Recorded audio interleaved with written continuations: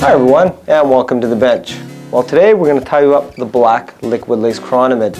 Now this liquid lace is a new material out on the market, and it makes real nice chironomid bodies. Make sure you have these materials ready before you tie the fly. For the hook, we're going to use the size 12 Mustad C49S. We'll use some UTC 70 black thread. For the body, we'll tie in some medium clear liquid lace. For the body color, we'll paint it with black Pantone pen.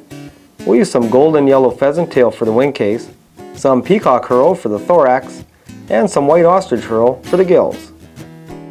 To start the fly off, we're going to tie in a good base layer of black thread, because what we're going to do after I get this nice base of black thread built up, we're going to actually color it with a Pantone pen, just to give it a little shine. So lay down a good base of thread. Now that I have a good base of thread built up, I'm going to take my medium liquid lace, and now the liquid lace comes in varying sizes. It comes all the way from the very small micro size all the way up to a large, and I have the medium here. So we're going to tie this in right at the back bend of the hook and actually pull it quite hard and stretch it out so you build up so it stays very thin at the bottom. You don't build any liquid lace up at the back. I'm going to actually move my thread up towards the eyelet of the hook, and I'm going to take a black Pantone pen. Now these are waterproof pens. They're excellent for coloring up flies.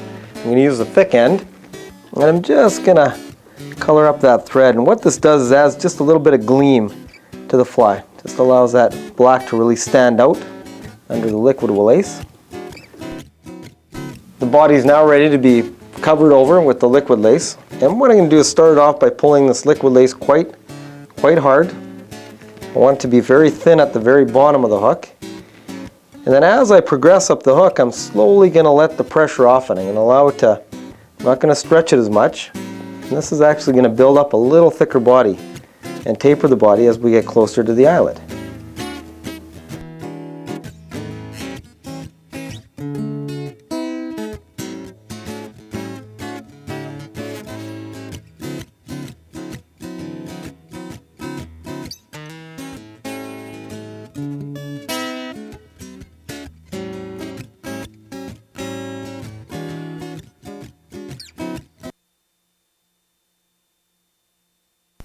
Now the body's all tied in, I'm going to take a small clump of my golden yellow pheasant tail, and I'm actually going to tie it in backwards on the hook. I'm going to tie it and leave all the material towards the eyelet.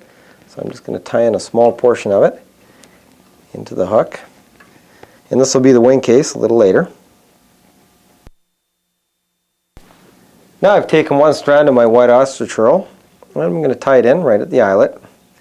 Now I'm going to take my thread back around the white Ostrich Herl to the back of it and make one and just two turns of my Ostrich Herl just to form a small little gills on the top of the fly.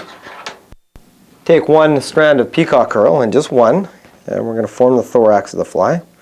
Tie it in just behind the white gills we just put in, and this time we'll take probably 4 or 5 wraps of our Peacock Herl, form a nice little thorax on the fly, and tie off just behind the Peacock Herl.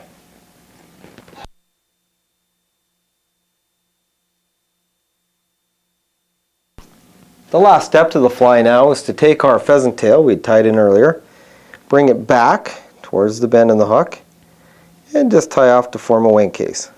And what we're going to do is snip off our excess material right behind there, and then whip finish just to finish the fly off right behind the thorax.